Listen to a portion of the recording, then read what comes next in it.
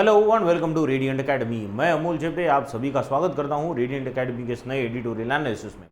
आज हम आरबीआई द्वारा मॉनिटरी पॉलिसी में जो चेंजेस हुए हैं उस पर एक एडिटोरियल आया है द हिंदू में, उस पर बात करेंगे, उस पर चर्चा करेंगे। लेकिन उससे पहले 10 नए वर्ड्स देखेंगे, एक क्लोज टेस्ट अटेम्प्ट करने को दूंगा मैं आपको, फिर और एक पैराजंबल दूंगा जिसके आंसर्स आपको कमेंट बॉक्स में देने हैं। अभी भी आप क्या कर रहे हो कि कहीं से उठा के सेंटेंसेस डाल रहे हो, उससे आपकी सही में सोचना लर्निंग हो रही है क्या? सेंटेंसेस बनाना ज़रूरी है, वो डालना भी ज़रूरी है, लेकिन खुद से बनाने की कोशिश करो, है ना। गलतियां करने से डरने की ज़रूरत नहीं है। करो बाबा गलती, कोई नहीं कुछ बोलेगा, लेकिन करना तो सीखो। और भाषा तो ऐसी है कि जो गलती करके ही हम सीखेंगे, बिना गलती के सीख नहीं सकते। ठीक है, तो make mistakes, don't worry about mistakes, but make your own sentences. Make your own sentences, don't worry about mistakes. Clear? चलिए स्टार्ट। चलो, आज सबसे पहला जो हमारे पास वर्ड है वो कौन सा है? वो है म्यूज। म्यूज एक्चुअली वर्ब है, वर्ब या नाउन की तरह भी यूज होता है। और म्यूज करना मतलब किसी चीज पे सोचना, विचार करना, जरा पॉन्डर करना, है ना, थॉट देना उस चीज को, तो विचार करने को हम कहते हैं म्यूज करना। देखो sentence, he liked to muse over life's complexities in her quiet movements. जब उसे शांति मिलती थी तो वो लाइफ की कॉम्प्लेक्सिटीज पे म्यूज करना पसंद करती थी, है ना, पसंद करती थी। शी लाइक्ड टू म्यूज, यानी उस पे सोचना, विचार करना, उस पे उसे पसंद था। ठीक है, तो सोचना, विचार करना मतलब म्यूज। देखो मीनिंग, टू थिंक डीपली और मेडिटेट ऑन अ सब्जेक्ट और अ सोर्स ऑफ इंस्पिरेशन। एक ऐसी चीज पे सोचना, विचार करना जिससे आपको इंस्पिरेशन मिले, दैट इज म्यूज। सिनोनिम्स क्या होंगे इसके? पॉन्डर करना मतलब चीज पे रिफ्लेक्ट करना, सोचना, थॉट देना उस चीज को। रिफ्लेक्ट करना है तो दिया ही। रिफ्लेक्ट करने का मतलब क्या होता है? समझो, दिन भर में जो चीजें हुई, शाम में आप उस पर रिफ्लेक्ट करते हो कि आज क्या किया, कैसा किया, सही किया मैंने या गलत किया, है ना। उस वक्त में जो बिहेव किया वो सही था या गलत था, उस पर हम लोग सोचते हैं, इसे कहते हैं रिफ्लेक्ट करना। जो हो गई चीज उस पर थॉट देना। कंटेम्पलेट करना मतलब अगेन थॉट प्रोसेस से गुजरना। एक एंटोनिम्स क्या होंगे? कुछ सोचना, विचार करना नहीं है, इग्नोर कर दो, छोड़ दो उसको। इग्नोर करना या डिसमिस करना या ओवरलुक करना, छोड़ देना ना, नज़रअंदाज करना। ओवरलुक करना मतलब क्या? नज़रअंदाज करना।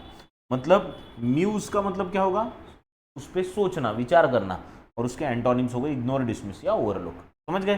म्यूज मतलब सोचना या विचार करना। क्लियर? चले अगले वर्ड पे। Next word we have is depravity. Depravity comes from the word, देखो एक वर्ड है डिप्राइव्ड, वो अलग वर्ड है। डिप्राइव का मतलब क्या होता है? ये डिप्रेविटी है ना, DEPRA।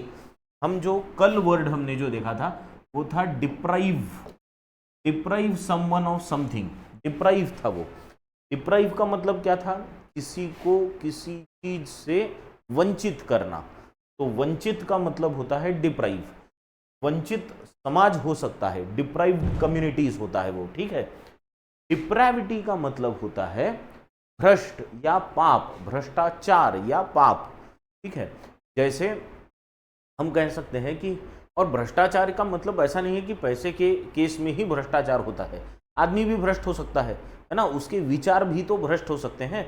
तो जिसकी थॉट है भ्रष्ट है, पापी इंसान है, उससे या उसके लिए हम उस चीज को, भ्रष्टाचार को जो या पाप किया जा रहा है, उसे हम डिप्रेविटी कहेंगे। ठीक है, तो पाप या भ्रष्टाचार मतलब डिप्रेविटी। ठीक है, वो फिर नैतिकता से भी रिलेटेड हो सकता है, पैसे से भी रिलेटेड हो सकता है। देखो sentence, the novel explored the depths of human depravity in a war tone society.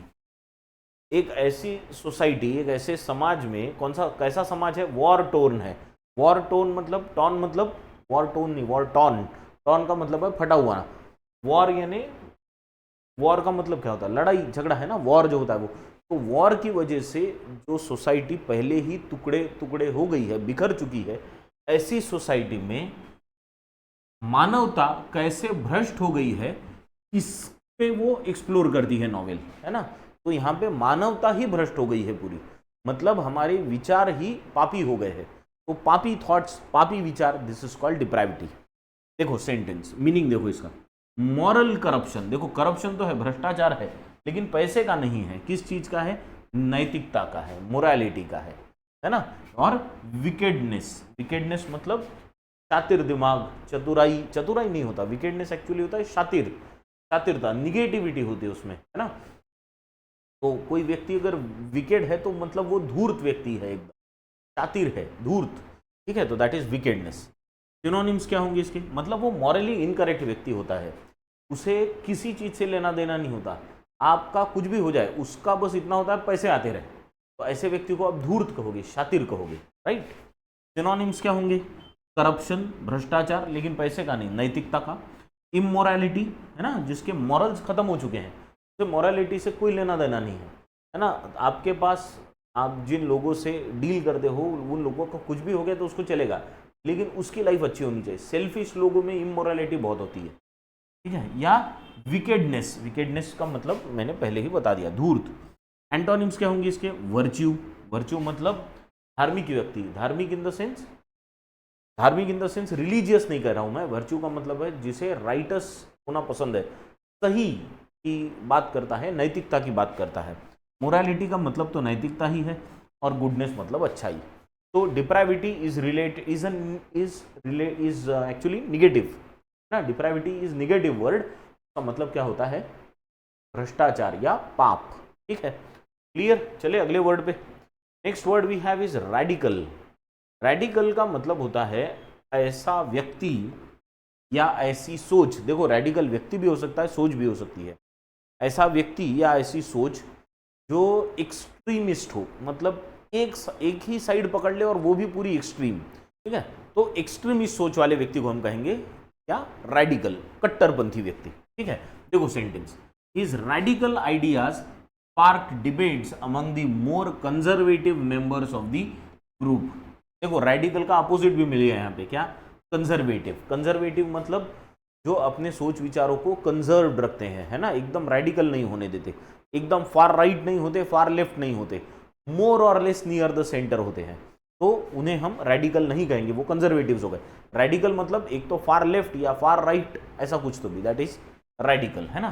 तो उसके जो रैडिकल आइडियाज थे उसकी वजह से डिबेट्स होने लगी कंजर्वेटिव्स में, ठीक है। देखो मीनिंग इसका, रिलेटिंग टू और affecting the fundamental nature of something, someone who advocates for drastic change.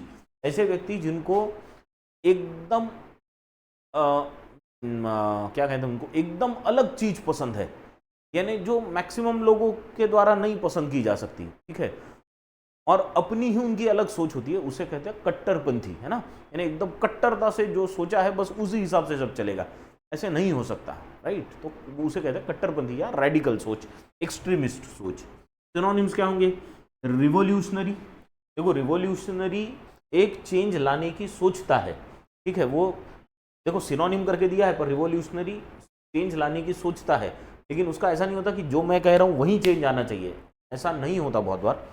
Extreme हो सकता है बिल्कुल, फंडामेंटल हो सकता है, फंडामेंटलिस्ट भी कहते हैं रैडिकल व्यक्तियों को। एंटोनिम्स क्या होंगे, मॉडरेट, जो सेंटर से रिलेटेड है, मतलब हाँ थोड़ा इधर झुके थोड़ा उधर झुके, that is okay, but there is no extremism, है ना। या कन्वेंशनल, जो पारंपरिक पद्धत से आए हैं वो, या कंजर्वेटिव्स, है ना, सेंटर की तरफ। तो रैडिकल मतलब समझ गया, एकदम कट्टरपंथी सोच जो होती है उसे कहेंगे हम रैडिकल, ठीक है, clear. Next word we have is forays. Foray का मतलब होता है एंटर करना, अगर वर्ब पकड़ो तो एंटर करना, और फोरेज अगर नाउन पकड़ो तो उसका मतलब होगा एंट्री, ठीक है, तो enter is verb, entry is noun, तो वैसे ही फोरेज अगर नाउन लिया तो एंट्री हो जाएगी उसकी, ठीक है, किसी चीज में शुरुआत करना, दैट इज फोरेज, ये उसका एक मतलब है। दूसरा होता है फोरेज का मतलब कहीं पे जाके अचानक से एनिमी की टेरिटरी में जाके अटैक करना, रेड करना, वो भी एक मतलब होता है। तो फोरे के दो मतलब है, एक मतलब तो है रेड करना या अटैक करना, और दूसरा मतलब है एंट्री लेना। किसी नई चीज में अगर आप, किसी नए व्यवसाय में अगर आप वेंचर कर रहे हो, एंट्री कर रहे हो, तो उसे आप, you can say that you are, कि आपके जो फोरेज थे वो अच्छे थे, आपकी जो उसमें एंट्री हुई वो अच्छी हुई, ठीक है। देखो sentence, the company's recent forays into the tech industry have been successful. अब एक कंपनी है जिन्होंने किस सेक्टर में एंट्री ली, टेक सेक्टर में एंट्री ली, टेक्नोलॉजी के सेक्टर में, तो उसकी जो ये एंट्री थी उस कंपनी की वो सक्सेसफुल रही, यानी उन्हें प्रॉफिट हुआ होगा टेक्नोलॉजिकल सेक्टर में जो उन्होंने एंट्री ली उससे। तो फोरेज मतलब समझ गया, एंट्री क्या होता है, फोरेज मतलब एंट्री किसी चीज में। देखो मीनिंग इसका, अ सडन अटैक और इंकर्जन इनटू एनिमी टेरिटरी, ये तो एक मतलब है रेड करना, अटैक करना। दूसरा जो मेन मतलब है जो हमेशा यूज होता है वो है an attempt to become involve in a new activity, कोई नई चीज शुरू करना, उसमें एंट्री लेना। सिनोनिम्स क्या होंगे इसके, रेड करना, अटैक करना, मेन वर्ड ये है वेंचर करना, मतलब एंट्री लेना, तो ये एंट्री वर्ड यहां भी ले लो आप, एंट्री, ठीक है। एंटोनिम्स क्या होंगे इसके, रिट्रीट मतलब पीछे हटना, विड्रॉल मतलब हाथ पीछे खींच लेना, ठीक है, तो विड्रॉ कर लेना, किसी चीज से पीछे हट जाना, समझ गए। फोरेज का मतलब एंटर करना किसी चीज में, ठीक है, अगर वर्ब है तो एंटर करना, नाउन है तो entry. Next word we have is dissenters. Dissenters मतलब एस लगा है, पर एक डिसेंटर मतलब क्या होता है, डिसेंटर मतलब जो आपसे डिसेंट करे। डिसेंट मतलब क्या, DISSENT, एक ये डिसेंट होता है ना, बहुत सारे डिसेंट है वैसे। कल हमने असेंट देखा था, असेंट, तो दूसरा डिसेंट कौन सा है, DESCENT, डिसेंट। ये डिसेंट मतलब उतार। ये जो डिसेंट है जिसके बारे में हम बात कर रहे हैं वो हो गया विरोध, है ना, किसी की असहमति अगर है आपसे तो उसे हम डिसेंटर कहेंगे। जो आपसे असहमत है वो डिसेंटर हो गया, जो आपका विरोधी है वो डिसेंटर हो गया। आपने एक मत सामने रखा है, वो अगला व्यक्ति आपसे सहमत नहीं है तो वो डिसेंट कर रहा है, मतलब वो उसका विरोध कर रहा है, ठीक है। और फिर एक डिसेंट व्यक्ति भी होता है, DECENT वाला डिसेंट है वो, तो वो व्यक्ति डिसेंट है, एकदम सिंपल सा व्यक्ति है, ठीक है। तो अलग अलग 3 प्रकार के डिसेंट है। ये जो डिसेंट है इसका मतलब होता है उतार, ये डिसेंट का मतलब होता है असहमति या विरोध, और फिर DECENT होता है, वो डिसेंट का मतलब होता है शांत सिंपल सा आदमी, दैट इज डिसेंट, समझ गए। देखो फिर सेंटेंस देखेंगे, the government crack down on the dissenters who oppose the new law. एक नया लॉ सरकार लेके आई, अब कुछ लोगों ने उसका विरोध करना शुरू कर दिया, तो सरकार ने क्या किया, क्रैक डाउन किया, मतलब उन विरोधियों को पकड़ा, जेल में डाल दिया, चलो बैठो अंदर। तो वो हो गया डिसेंटर्स, जो विरोध करते हैं, असहमति दर्ज करते हैं, उन्हें डिसेंटर्स कहा जाता है। देखो मीनिंग क्या होगा इसका, पीपल हु डिसएग्री विथ और अपोज अ प्रिवेलिंग आइडिया और पॉलिसी। सिनोनिम्स क्या होंगे इसके, अपोनेंट्स मतलब विरोधी, प्रोटेस्टर्स मतलब जो प्रोटेस्ट करे वो, प्रोटेस्टर्स क्या बताऊं अभी, नॉन कन्फर्मिस्ट, कन्फर्म करना मतलब आपके साथ सहमत हो जाना, हाँ कह देना, दैट इज कन्फर्म, और नॉन कन्फर्मिस्ट यानी सहमत न होना, ठीक है। एंटोनिम्स क्या होंगे इसके, सपोर्टर्स आपके साथ खड़े हैं, कन्फर्मिस्ट हाँ कहने वाले लोग या फॉलोअर्स, समझ गया। तो डिसेंटर्स मतलब कौन हो गए, विरोधी हो गए, असहमत व्यक्ति हो गए, जो आपसे असहमति दर्शाते हो। Next word we have is annihilation. Annihilation, annihilation का मतलब होता है पूरा विनाश, सर्वनाश। एनिहिलेशन मतलब विनाश कर देना, एकदम से खत्म कर देना, दैट इज एनिहिलेशन। देखो sentence, the battle resulted in the total annihilations. Annihilation मतलब अभी टोटल बोले तो सर्व, और एनिहिलेशन बोले तो विनाश, तो सर्वनाश हो गया of the enemy forces. Battle में क्या हुआ, एनिमी की जो फोर्सेस थी उनका सर्वनाश हो गया, एनिहिलेशन, एकदम से खत्म कर दिया उनको। देखो मीनिंग, कंप्लीट डिस्ट्रक्शन और ऑब्लिटरेशन। ऑब्लिटरेशन मतलब पूरा विनाश कर देना, तहस नहस कर देना, इज कॉल्ड ऑब्लिटरेशन। सिनोनिम्स क्या होंगे इसके, डिस्ट्रक्शन, एक्सटर्मिनेशन या ऑब्लिटरेशन। तो ऑब्लिटरेशन तो तहस नहस कर देना, एक्सटर्मिनेशन यानी पूरी तरह से खत्म कर देना, एक्सटर्मिनेट करना मतलब एलिमिनेट करना, रिमूव करना, दैट इज एक्सटर्मिनेशन। एंटोनिम्स क्या होंगे, प्रिजर्वेशन संभाल के रखना, सर्वाइवल जीता रखना, और प्रोटेक्शन मतलब बचाना, ठीक है। तो कंप्लीट डिस्ट्रक्शन और ऑब्लिटरेशन मतलब एनिहिलेशन, मतलब सर्वविनाश, पूरा विनाश, तहस नहस कर देना, दैट इज एनिहिलेशन, खत्म कर दिया किसी चीज। Next word we have is hawkish stance. अब हॉकिश स्टांस, तो हॉकिश इसमें एडजेक्टिव हो गया और स्टांस नाउन हो गया। स्टांस का मतलब होता है कदम, या आपका कदम नहीं होगा, आपका बर्ताव या आपका व्यवहार, है ना, या आपने जो स्टांस लिया है, क्या कहेंगे हम लोग, वर्ड नहीं याद आ रहा मुझे, आपने जो स्टांस लिया है, आपका स्टांस सही हो सकता है, गलत हो सकता है, ऐसा स्टांस लिया आपने एक अपना लोगों, आपका जो मत है ना, आपका जो स्टांस है वो हॉकिश हो सकता है या फिर डोविश हो सकता है। हॉकिश स्टांस क्या होता है बेसिकली, हॉकिश स्टांस मतलब एग्रेसिव स्टांस होता है, फिर चाहे वो वॉर में हो या पॉलिसी सेटिंग में हो। तो अगर आप एग्रेसिव आपका स्टांस है कि जिसमें आप चेंजेस करना चाहते हो, है ना, तो उसे हम कहेंगे हॉकिश स्टांस, एग्रेसिव स्टांस है, changes are allowed. Dovish stance ऐसा होता है कि बैठे रहो, वेट एंड वॉच वाला, दैट इज डोविश। हॉकिश का अपोजिट होता है डोविश, ठीक है। तो हॉकिश स्टांस मतलब एग्रेसिव स्टांस है। देखो sentence, the politician's hawkish stance on defence spending alarmed many.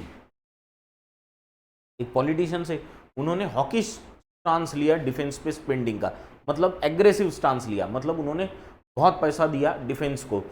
अब डिफेंस को अगर एक कंट्री बहुत पैसा देगी तो उसका डिफेंस एंड मिलिट्री इक्विपमेंट नए आएंगे, मॉडर्नाइज होगी मिलिट्री, खर्चे बढ़ेंगे उस पर, मिलिट्री ताकतवर होगी। तो जब ज़्यादा मिलिट्री ताकतवर हो जाती है किसी की, तो आजू बाजू की दूसरी कंट्रीज़ को डर लगने लगता है, फिर वो भी खर्चे बढ़ाती है ना। तो इसलिए बाकी लोगों में अलार्म हो गए, भाई ये खर्चा क्यों कर रहा है इतना, अटैक वगैरह करने का तो प्लान नहीं है इसका। तो इसलिए हॉकिश स्टांस की वजह से क्या हुआ, बाकी कंट्रीज में अलार्म हुए, ठीक है, अलार्म बेल्स बजी, उनकी घंटियां बजने लगी। देखो मीनिंग क्या होगा, एन एग्रेसिव और a war like attitude specially in foreign policy. Foreign policy भी होता है या कोई भी पॉलिसी में, किसी भी पॉलिसी में अगर आप एग्रेसिव एक्टिविटी करते हो तो that is hawkish stance. Synonyms क्या होंगे इसके, एग्रेसिव, बिलीजरेंट, ये बिलीजरेंट कल ही हमने देखा था, झगड़ालू, लड़ाकू एटीट्यूड, दैट इज बिलीजरेंट। कॉम्बैटिव मतलब अगेन झगड़ालू या लड़ाकू। एंटोनिम्स क्या होंगे, डोविश स्टांस, जो मैंने एकदम पहले बताया था, हॉकिश एग्रेसिव होता है, डोविश नॉन एग्रेसिव होता है, पीसफुल शांति वाला, पीसफुल या पैसिफिस्ट। एक्टिविस्ट बहुत एक्ट करता है, पैसिफिस्ट पैसिफाई करता है, बैठे रहो, चिल मारो, एंजॉय करो, देखेंगे आगे वाले क्या करते हैं, बाद में सोचेंगे क्या करना है, दैट इज पैसिफिस्ट, ऐसे व्यक्ति। समझ गया, हॉकिश स्टांस मतलब एग्रेसिव स्टांस। चलो next word we have is bottomed out. Bottomed out ये जो फ्रेज है ना, ये फ्रेज है एक्चुअली फ्रेजल वर्ब है, इसका मतलब होता है एकदम निचले स्तर पे जाना किसी चीज ना, बहुत निचले स्तर पे जाना, that is called bottomed out. देखो sentence, the economy has finally bottomed out after months of recession. ना इतने महीने जो रिसेशन में बीते उसकी वजह से इकोनॉमी अब कहाँ पहुंच चुकी है, एकदम निचले स्तर पे पहुंच चुकी। निचले स्तर पे पहुंचना मतलब बॉटम्ड आउट, ठीक है, बॉटम पे पहुंच गई, आउट हो गई, आउट होने की रास्ते पे है अभी। देखो मीनिंग क्या होगा, to reach the lowest point और become as bad as it can get. जितना बुरा हो सकता है उतना बुरा हो जाना इज कॉल्ड बॉटम्ड आउट, ठीक है, लोएस्ट पॉइंट में पहुंचना आपने। सिनोनिम्स क्या होंगे, reached the lowest point, decline या सैंक। सैंक मतलब पूरा डूब जाना। एंटोनिम्स क्या होंगे इसके, इंप्रूव होना, असेंड होना, अभी हमने डिसेंट देखा था, उसका एंटोनिम होता है असेंट। असेंट का वर्ब फॉर्म क्या हो गया, असेंड, तो उसी से असेंडेड बना है। रिकवर्ड, असेंड मतलब ऊपर जाना, रिकवर मतलब उधरना, समझ गए। तो बॉटम आउट का मतलब क्या होता है, एकदम निचले स्तर पे जाना, सबसे लोएस्ट पॉइंट पे जाना। क्लियर, चले नेक्स्ट वर्ड पे। Next word we have is fret. Fret over होता है जनरली, फ्रेजल वर्ब अगर आप सोचो तो फ्रेट के साथ you will always see over. बहुत कम बार अबाउट भी होता है लेकिन ओवर होता है। फ्रेट ओवर समथिंग मतलब किसी चीज पे बहुत चिंता करना, वरी और चिंता is called as fret. Fret करना मतलब वरी करना, चिंता करना। देखो sentence, she began to fret over the results of the exam. Exam के रिजल्ट पे वो बहुत चिंता करने लगी। क्या मीनिंग होगा इसका, टू वरी और be anxious about something. Synonyms क्या होंगे, वरी करना, चिंता करना, एगनाइज करना या ब्रूड करना, मतलब बहुत सोचना विचार करना। और सोचना विचार करना मतलब पॉजिटिवली नहीं, निगेटिवली, बहुत चिंतात्मक विचार करना। चिंता करना, चिंतन करना नहीं, चिंता और चिंतन में फर्क है। चिंता करना इज लाइक उस पर वरी करना, और चिंतन करना मतलब पे पॉजिटिवली सोचना, फर्क है दोनों में। एंटोनिम्स क्या होंगे इसके, रिलैक्स रहना एकदम, बी काम या ईज। समझ गए। तो fret over something means you are worrying about something, ठीक है, तो वरी मतलब फ्रेट। चले नेक्स्ट वर्ड पे। Now next word we have is tangential. Tangential word tangent से आता है। टेंजेंट पता है क्या होता है? आपने स्कूल में ज्योमेट्री में पढ़ा होगा टेंजेंट, ऐसा सर्कल होता है, एक लाइन जो सर्कल को बस छू के जाती है उसे कहते हैं टेंजेंट। ये जो लाइन है जो सर्कल को छू के जाती है दैट इज टेंजेंट। तो टेंजेंशियल इसी से बना है। टेंजेंशियल मतलब किसी चीज को छू के जाना, बस मतलब किसी मुद्दे पे आप बात कर रहे हो और आपने किसी अलग मुद्दे को, दूसरे मुद्दे को ऊपरी ऊपरी तौर पे बस छू लिया, बहुत डिटेल में उस पर बात नहीं की, बस ऊपरी तौर पे उसका रेफरेंस दे दिया, बस छू के निकल गए, उसे कहेंगे हम टेंजेंशियल। क्या आपने टेंजेंशियल एड्रेस किया उस इशू को, क्या you have given a tangential reference to that issue, तो आपने बहुत टेंजेंशियल रेफरेंस दिया, ऊपरी ऊपरी तौर पे उसे रेफरेंस दिया, बस टच किया और छोड़ दिया, बाकी बहुत डिटेल में नहीं गए। समझ गए? देखो सेंटेंस, his comments were mostly tangential, मतलब एक मिनट,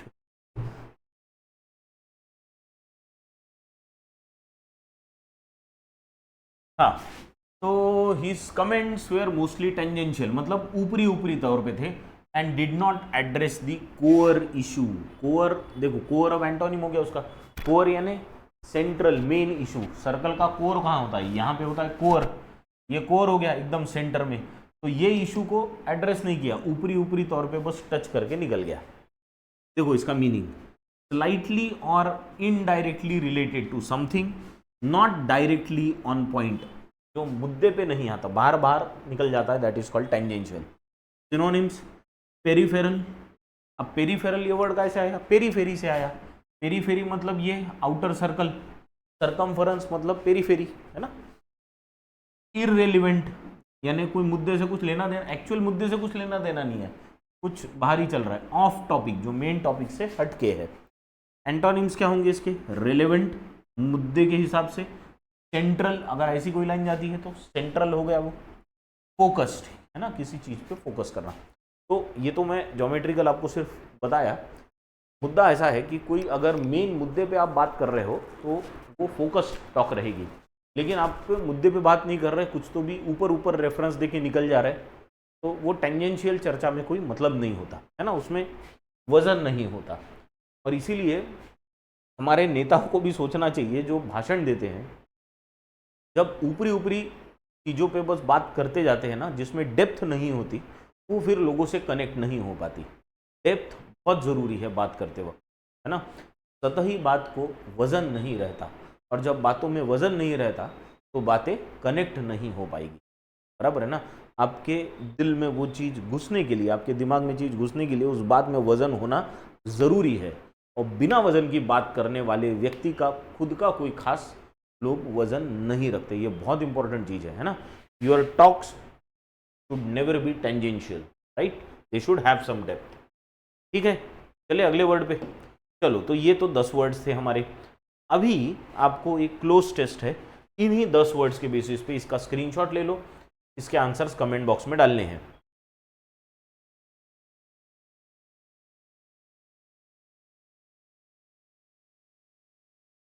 ठीक है, डन, ले लिया स्क्रीनशॉट।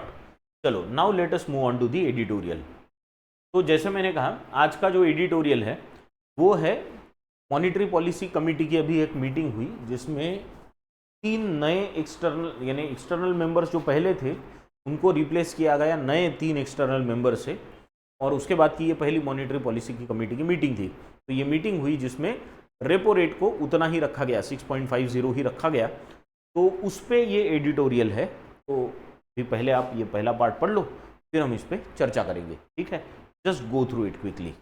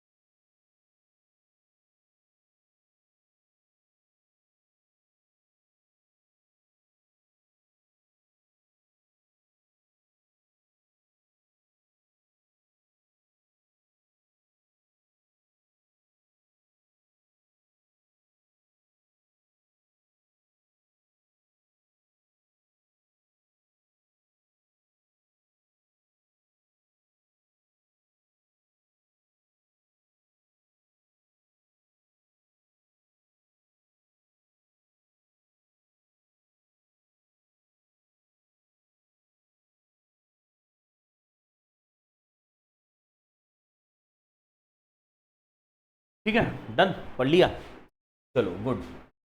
क्या दिया है अभी देखेंगे फर्स्ट पार्ट में, टेकिंग गार्ड। टेकिंग गार्ड मतलब अब आगे की पारी खेलने के लिए तैयार है, इसे कहते हैं taking guard. To take guard मतलब अब लड़ाई के लिए खड़ा होना, that is called taking guard. ठीक है, आप तलवार लेके ऐसे खड़े हो लड़ाई के लिए, that is called to take guard. या बैट्समैन जब बैटिंग करने के लिए खड़ा होता है तो उसे कहते हैं कि गार्ड ले रहा है ना, वो स्टम्प्स के आगे बैट रखता है, पूछता है लेग स्टम्प किधर है, तो that is like taking guard. ठीक है, हाँ, on RBI and growth concerns in a 5:1 majority, 5-1 से जो डिसीजन लिया गया, कौन सा majority verdict, the Reserve Bank of India's monetary policy committee, जिसको हम एमपीसी कहते हैं, आरबीआई की monetary policy committee, last week decided to hold benchmark interest rate, ये बेंचमार्क इंटरेस्ट रेट मतलब ही रेपो रेट है, ठीक है, at 6.50%, the same level it has been since April 2023, पिछले साल अप्रैल 2023 से ये 6.50 किया था। कोविड के समय पे 4.50 से उसे 4.25 तक लाया था आई थिंक, वहाँ से फिर बढ़ाते बढ़ाते पिछले अप्रैल में 6.50 किया था, और तब से अब तक 6.50 ही रेपो रेट है।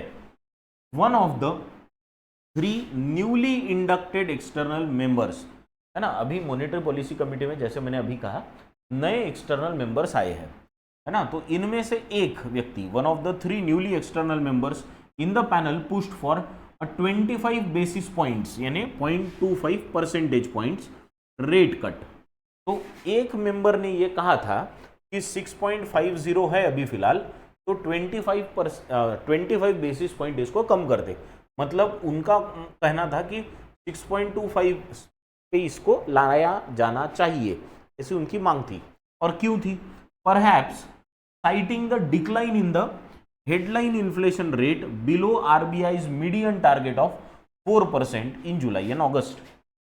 जुलाई अगस्त में जो हेडलाइन इन्फ्लेशन का रेट था, इन्फ्लेशन मतलब महंगाई, तो जो महंगाई का दर था आरबीआई द्वारा वो 4% से नीचे गया था जुलाई अगस्त में। अब आरबीआई क्या कहता है इन्फ्लेशन के बारे में? आरबीआई कहता है इन्फ्लेशन के बारे में क्या कहता है कि inflation should be between 2% and 4%, इसके बीच में होना चाहिए। तो 4% से नीचे आ गया है, तो आपका जो मेन इशू था, देखो रेपो रेट क्यों बढ़ाते हैं? ताकि इन्फ्लेशन को कंट्रोल कर सके। तो इन्फ्लेशन अगर कंट्रोल में आ गया है तो अभी रेपो रेट कम करना चाहिए, ऐसी उनकी शायद परहैप्स मतलब शायद ऐसी उनकी मांग रही होगी, ठीक है। हाउएवर, लेकिन ये 5:1 मेजोरिटी से वर्डिक्ट क्या है कि चेंज नहीं करना है। बाकी 5 लोगों ने कहा नहीं भाई 6.50 ठीक है, उसे उतना ही रहने दो। However the monetary policy committee termed this downward trajectory of inflation as slow and uneven. खुद मॉनिटरी पॉलिसी कमिटी ने क्या कहा, ये जो इन्फ्लेशन कम हुआ है थोड़ा सा 4% तक जो आया है, एक तो बहुत स्लोली हुआ है, दूसरी चीज ये अनइवन है, इसकी गारंटी नहीं कि ये 4% से नीचे रहेगा, देयर इज नो गारंटी, ये बढ़ सकता है inflation. And expected this moderation to reverse, देखो अभी कम हुआ है लेकिन वो बढ़ सकता है, रिवर्स हो सकता है फ्रॉम सितंबर से, as it has to hit a 9-month high of 5.5%, as it has, है ना, और 9-month हाई में ये पिछले 9 महीने में 5.5% पे भी जा सकता है। The panel has not Altered it's 4.5 projection for retail inflation and it's GDP growth estimate of 7.2% through 24-25। ये जो पैनल है कौन सा, ये मॉनिटरी पॉलिसी कमिटी वाला, इन्होंने क्या कहा है कि सितंबर के बाद हमारा inflation rate 4.5%, annual inflation rate अगले साल 4.5% रहेगा, ये इनका कहना है, और जीडीपी की ग्रोथ 7.2% रहेगी। ये भी जो इन्होंने पहले कहा था, अप्रैल में ही कह दिया था कि ये इन्फ्लेशन इतना रहेगा और जीडीपी की ग्रोथ इतनी रहेगी, और वो उसको मेंटेन किया है। उन्होंने कहा है कि इसको इन्होंने अल्टर नहीं किया, वो बोल रहे हैं हम बराबर पाथ पे, ये सब वैसा ही रहने वाला है। बट हैज रीवर्क्ड द मैथ, लेकिन उसका जो गणित है उस पर फिर से उन्होंने काम किया। इन द सेकेंड क्वार्टर और Q2 it expected inflation to average 4.1% instead of 4.4%। हाँ, क्या हुआ, Q2 बोले तो सेकेंड क्वार्टर, पहला क्वार्टर Q1 कब हुआ, अप्रैल से लेके, हमारे यहाँ फाइनेंशियल ईयर कब शुरू होता है, अप्रैल से, तो अप्रैल से 30 जून तक आपका पहला क्वार्टर था। फिर 1 जुलाई से 30 सितंबर तक Q2 था, सेकेंड क्वार्टर।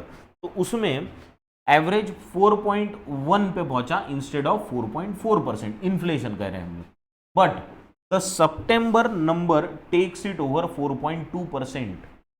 सितंबर के जो नंबर है वो उसे सितंबर में इन्फ्लेशन बढ़ा, और इसलिए वो जो एवरेज आना चाहिए क्वार्टर का, 3 महीने का एवरेज, वो उसे 4.2% के ऊपर लेके गया।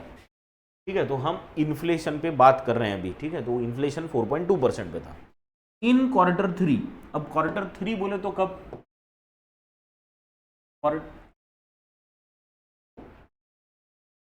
हाँ, इन क्वार्टर थ्री मतलब सितंबर के बाद अक्टूबर, नवंबर, दिसंबर, है ना।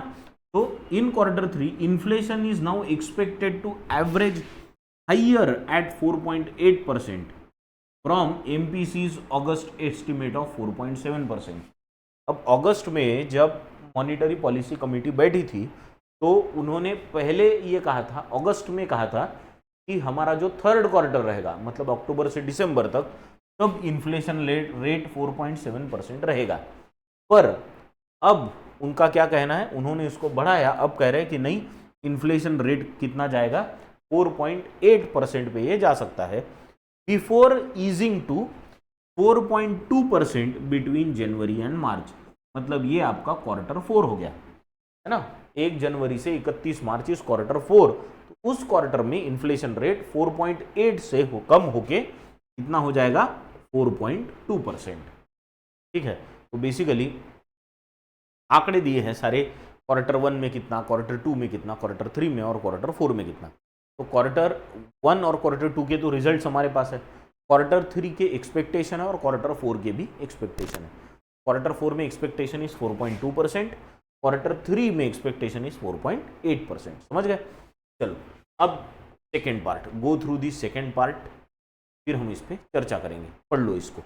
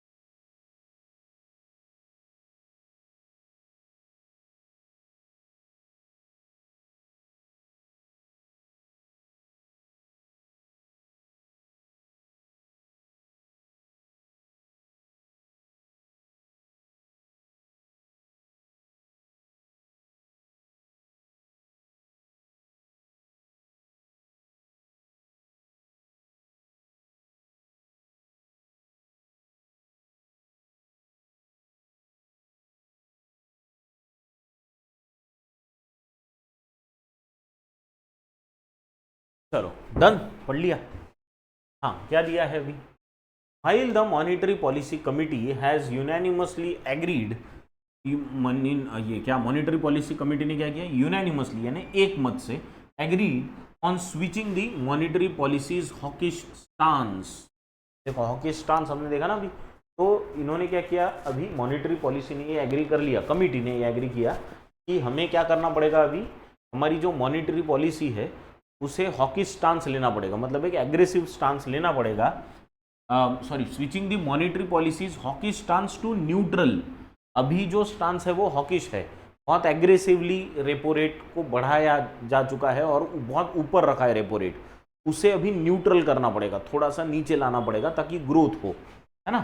To neutral going by these numbers hopes of a rate cut at the next policy review in December remain slim. कि अगर यही आंकड़े हम अभी तक देखें तो इनमें से ऐसा तो बिल्कुल नहीं लग रहा कि अगली जो मॉनिटरी पॉलिसी की कमेटी की मीटिंग होगी दिसंबर में, उसमें कोई पॉलिसी रेट में कमी होगी, यानी 6.50 ही रहने के चांस है, कम होने के चांस नहीं दिख रहे। Especially as the panel has reiterated that it remains unambiguously focused on durably aligning inflation to 4% mark.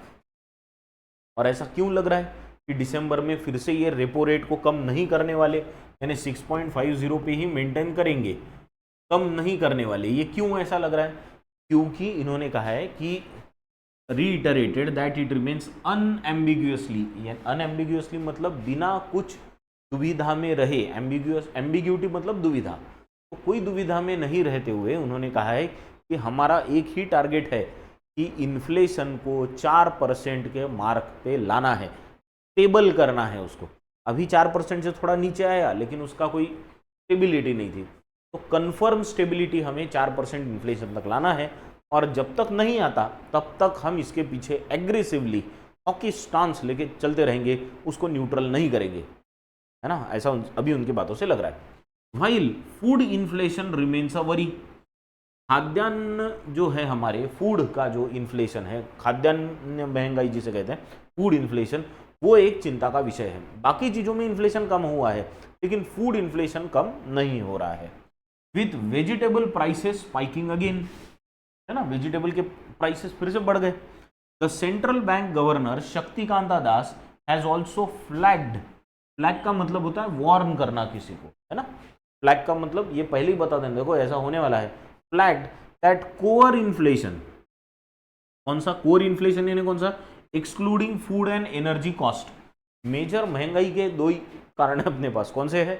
एक तो खाना, यानी उसकी महंगाई अपने को बिल्कुल अच्छी नहीं लगती, खाना सस्ता होना चाहिए। दूसरा पेट्रोल डीजल एनर्जी, तो एनर्जी दूसरी महंगी चीज है।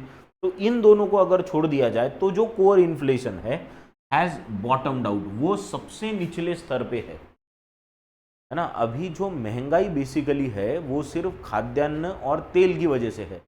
बाकी अगर सारी चीजों को देखा जाए तो बाकी चीजों में महंगाई एकदम कम हो चुकी है। Global oil and metal prices are fresh headaches to fret about, है ना। फ्रेट ओवर भी हो सकता था, फ्रेट अबाउट लिया है यहाँ पे। तो ग्लोबल ऑयल प्राइसेस, अब एक तो ये ईरान वॉर में उतरने की वजह से, यानी ईरान ने इजराइल पे अटैक करने की वजह से वो एक चिंता का विषय हो गया। रशिया यूक्रेन तो ऑलरेडी वॉर में, इसलिए ग्लोबल प्राइसेस जो है ऑयल की वो ऊपर है। दूसरा मेटल के जो प्राइसेस है ये दोनों चिंता का विषय है, और इस पे नया सरदर्द है, फ्रेश हेडेक्स है टू फ्रेट अबाउट, जिस पे चिंता करनी चाहिए।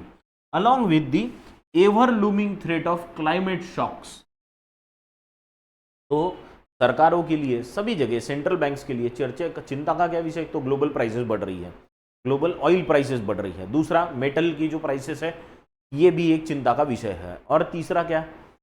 तीसरा एक हमेशा का चिंता है कि क्लाइमेट शॉक से क्या करेंगे, यानी अचानक ऐसा हो सकता है कि अगले साल बारिश नहीं हुई तो क्रॉप्स नहीं आएंगे, फिर पहले ही तो फूड में इन्फ्लेशन है, फिर तो उसमें और आग लग जाएगी, है ना। तो क्लाइमेट शॉक्स ये और एक चिंता का विषय है। Perhaps if these risks remain only on paper, it is plausible to expect a rate cut in February। पर अगर ये सारी चीजें एक्चुअली नहीं होती है और सिर्फ they remain only on paper यानी कागजों पे ही अगर रही तो अच्छा है, वाह, ये एक्टिव नहीं होनी चाहिए। ये अगर जमीन पे उतर गई तो फिर मुश्किल है। तो अगर ये कागजों में रही तो ये प्लॉजिबल है। प्लॉजिबल ये है मतलब ये हो सकता है कि रेट कट हमें फरवरी के महीने में देखने को मिले। फरवरी के महीने में शायद 6.50 का 6.25 करे, वो भी अगर इन्फ्लेशन रेट कंट्रोल होता है और स्टेबल होता है तो। ठीक है, यहां तक क्लियर है। It is instructive that the RBI governor only made a tangential reference to the US Federal Reserve's slashing of interest rate by a sharp 50 basis points last month as a policy pivot, indicating that domestic trends will determine the bank's approach. अब क्या किया हमारे जो governor है उन्होंने क्या किया, it is instructive that RBI governor only made a tangential reference, उन्होंने सिर्फ एक टेंजेंशियल रेफरेंस दिया। जो उनकी प्रेस कॉन्फ्रेंस हुई मॉनेटरी पॉलिसी कमेटी के बाद, उन्होंने यूएस फेडरल रिजर्व ने जो किया, क्या किया यूएस फेडरल रिजर्व ने, पहले वो समझ लो। यूएस फेडरल रिजर्व ने क्या किया कि उन्होंने वो जो उनका जो रेपो रेट था उसे कम किया, उन्होंने पॉलिसी रेट है ना, और कितने से कम किया, देखो स्लैशिंग ऑफ इंटरेस्ट रेट्स उन्होंने कम किया, कितना 50 बेसिस पॉइंट्स। हम जब 6.50 से 6.50% से 6.25% कर रहे हैं, तो it is a decline of 25 basis points, और अगर इसको 6.00 कर दिया तो ये 50 बेसिस पॉइंट्स हो जाएगा। ये बहुत बड़ा चेंज है ना, 50 बेसिस पॉइंट एकदम से कम करना is a big change. Generally 0.25% ही होता है चेंज, या फिर 25 बेसिस पॉइंट जिसे कहते हैं, है ना। पर यूनाइटेड स्टेट्स की जो फेडरल रिजर्व है, अब यूनाइटेड स्टेट्स फेडरल रिजर्व का मतलब क्या होता है, वहां की सेंट्रल बैंक। हमारी जो सेंट्रल बैंक है उसका नाम है reserve Bank of India, United states की जो सेंट्रल बैंक है उसका नाम है यूएस फेडरल रिजर्व। तो यूएस फेडरल रिजर्व ने जो इंटरेस्ट रेट कम किए वो 50 बेसिस पॉइंट की, एकदम से कम, है ना, last month as a policy pivot. Pivot का मतलब क्या होता है, घूमना एकदम से। तो उन्होंने पिवट का मतलब होता है ऐसी चीज की जिसके ऊपर कोई भी चीज अचानक से घूम सकती है। तो उनकी जो पॉलिसी थी कि कम नहीं करना, अचानक से 50 बेसिस पॉइंट करके उन्होंने पॉलिसी को ऐसे घुमा दिया। तो घुमाना इज कॉल्ड पिवट, इसे कहते हैं पॉलिसी पिवट। पॉलिसी पिवट मतलब पॉलिसी घुमा दी। अब हमारे जो आरबीआई गवर्नर है उन्होंने सिर्फ एक टेंजेंशियल रेफरेंस दिया उसको। इससे क्या इंडिकेट होता है, indicating that domestic trends will determine the banks approach, कि हम लोग यूएस ने क्या किया उसके बेसिस पे अब हम निर्णय लेने वाले नहीं हैं। हम जो निर्णय लेंगे वो लेंगे हमारे डोमेस्टिक ट्रेंड्स के भरोसे पे, कि हमारे यहाँ कौन से चेंजेस होते हैं, हमारी सोसाइटी किस तरह से इसको अपनाती है, उस पर हम निर्णय लेंगे। तो ये उन्होंने कहा। ठीक है, क्लियर यहाँ तक। चलो now go through the third part quickly, छोटा पार्ट है, go through it quickly and then we will discuss it.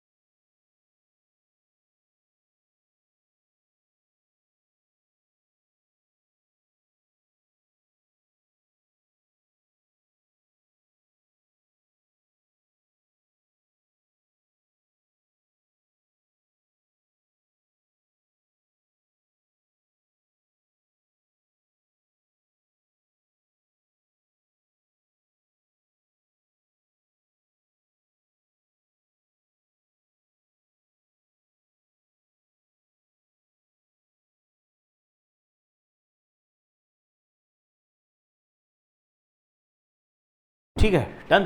चलो क्या दिया है अभी थर्ड पार्ट में, but with European Central Bank likely to cut interest rates too. देखो Europe की जो सेंट्रल बैंक है वो भी इंटरेस्ट रेट कम करने वाली है ना, but with the European Central Bank likely to cut interest too and US inflation dropping to 3-year low, prompting talk of another rate cut soon, the RBI may have to act faster। पर RBI को शायद तेज कदम उठाने पड़े। क्यों उठाने पड़े, क्योंकि Europe की सेंट्रल बैंक भी रेट कम करने की बात कर रही, यूनाइटेड स्टेट्स के फेडरल रिजर्व ने तो कम कर ही दिए हैं, और ऊपर से क्या कि यूनाइटेड स्टेट्स में भी अभी महंगाई पिछले 3 सालों में सबसे कम हुई है। इसलिए शायद ऐसा हो सकता है कि आरबीआई को भी अभी रेट कम करना पड़े। Notably though it remains more bullish than most agencies on India's growth trajectory, है ना। There are clear signs of a cooling in economic activity in the first half of this year with stuttering car sales reflecting weaker urban consumption and industrial output slipping into contraction in August, है ना। अब क्या दिया है, notably though it remains more bullish, it बोले तो कौन, reserve Bank of India, it मतलब कौन है, RBI, RBI remains more bullish, bullish होना मतलब किसी चीज पे आप ज्यादा कॉन्फिडेंट हो उस चीज पे, तो विश्वास ज्यादा होना, ज्यादा होपफुल होना मतलब बुलिश होना। तो RBI is more bullish than most agencies on India's growth trajectory. तो बाकी के लोग बोल रहे होंगे कि इंडिया की ग्रोथ ऐसी होगी, तो आरबीआई बोल रहा है नहीं ऐसी होगी, they are more confident about India's growth, है ना। हाउएवर फिर भी क्या कहा जा रहा है, there are clear signs of cooling in economic activity, कि इकोनॉमिक एक्टिविटी जो इंडिया में बहुत दिख रही है वो अभी थोड़ी सी ठंडी होते हुए दिख रही है ना। ये किस में से पता चल रहा है, first half of the year से ये पता चल रहा है। कैसे पता चला, ऑथर ने ये कैसे समझ लिया कि हमारी इकोनॉमिक एक्टिविटी कम हो रही है, देखो इन्होंने काय के बेसिस पे समझा, इन्होंने समझा with stuttering car sales, stuttering मतलब कम होना, किस चीज में कमी आई, देखो कार के सेल्स में कमी आई, इस पे से ऑथर ने ये अंदाजा लगाया कि अर्बन कंजम्पशन कम हो रहा है। अर्बन कंजम्पशन मतलब शहरों में लोगों के पास पैसा नहीं है क्योंकि वो गाड़ी नहीं खरीद रहे, तो इससे उन्होंने अंदाजा लगाया कि इकोनॉमिक एक्टिविटी कम हो रही है। और दूसरा देखो कैसे अंदाजा लगाया, industrial output slipping into contraction in August, और अगस्त के महीने में हमारी जो इंडस्ट्रियल आउटपुट थी वो कम रही है, इसके बेसिस पे बढ़िया है ऑथर, है ना।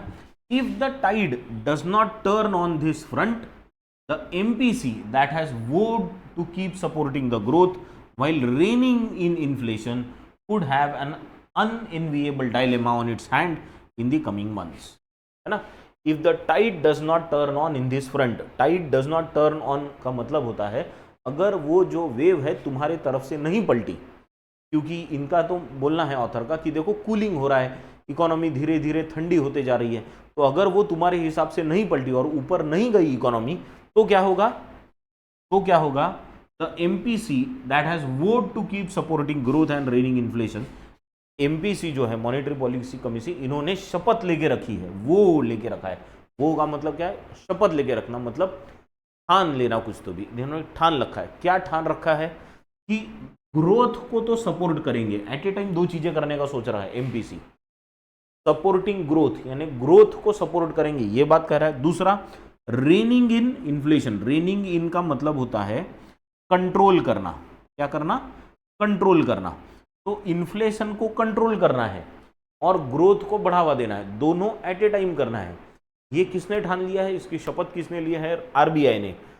तो ये जो कर रहे हैं वो लोग, इसे क्या करना पड़ेगा, इसे अगर ये टाइड तुम्हारे हिसाब से नहीं पलटी तो ये जो ठान लिया है आरबीआई ने, इसकी वजह से आरबीआई को क्या करना पड़ सकता है, एक अनएनविएबल डायलेमा फेस करना पड़ सकता है। अनएनविएबल डायलेमा, डायलेमा का मतलब है दुविधा, एक दुविधा फेस करनी पड़ सकती है आने वाले समय में, मतलब उनके सामने क्वेश्चन मार्क रहेगा कि अब मैं ग्रोथ को सपोर्ट करूं कि इन्फ्लेशन को कंट्रोल करूं। पर ऑथर जो कमेंट कर रहे हैं आरबीआई पे, वो आरबीआई के गवर्नर पिछले 2 कंसेक्यूटिव ईयर्स से the best governor in the world करके पहचाने जा चुके हैं, तो उनके जो निर्णय हैं वो जनरली देश हित में अभी तक रहे हैं। मैं ऐसा नहीं कह रहा कि सवाल उठाना गलत है, पर उठाने से पहला एक बार सोच भी लेना चाहिए कि आप किस पे सवाल उठा रहे हो। ठीक है, तो आज ये था एडिटोरियल अपने पास। अब व्हाट डू वी हैव, अब we have some questions on this. पहला जो क्वेश्चन है कि वो जो why did one of the external members ask for 25 basis point rate cut, हाँ उन्होंने वो 25 बेसिस पॉइंट का रेट कट क्यों मांगा था, एक एक्सटर्नल मेंबर ने ये डिमांड की थी, वो क्यों थी ये आपको बताना है। How much inflation is expected by RBI in the fourth quarter, fourth quarter में एक्सपेक्टेशन क्या है वो बताना है। एक वर्ड दिया है आपको बुलिश, जो अभी हमने चर्चा की, इसका सिनोनिम क्या है, नियरली सेम मीनिंग वाला वर्ड कौन सा है वो आपको बताना है। एक फ्रेज दी गई है यहाँ पे, फ्रेज है हैज ऑल्सो फ्लैग्ड, इसका मतलब क्या है ये आपको बताना है। और लास्ट जो क्वेश्चन है वो है, according to the author which of the following can create problems for RBI in future. ना आरबीआई के लिए फ्यूचर में कौन सी ऐसी चीज़ है इनमें से जो प्रॉब्लम्स क्रिएट कर सकती है, उसका आंसर आपको बताना है। कल जो क्वेश्चंस पूछे थे उसके आंसर्स आपको नीचे यहाँ मिल जाएंगे, है ना। BEACB ये उसके आंसर्स है, इसको क्रॉस चेक कर लेना। और अभी आपके लिए फाइनली एक पैराजंबल लाया हूँ। इस पैराजंबल का सीक्वेंस आपको कमेंट सेक्शन में देना है। कल जो पैराजंबल दिया था उसका सीक्वेंस यहाँ चेक कर लेना। ये कल के पैराजंबल का सीक्वेंस है, ठीक है। इसका स्क्रीनशॉट ले लो जल्दी से।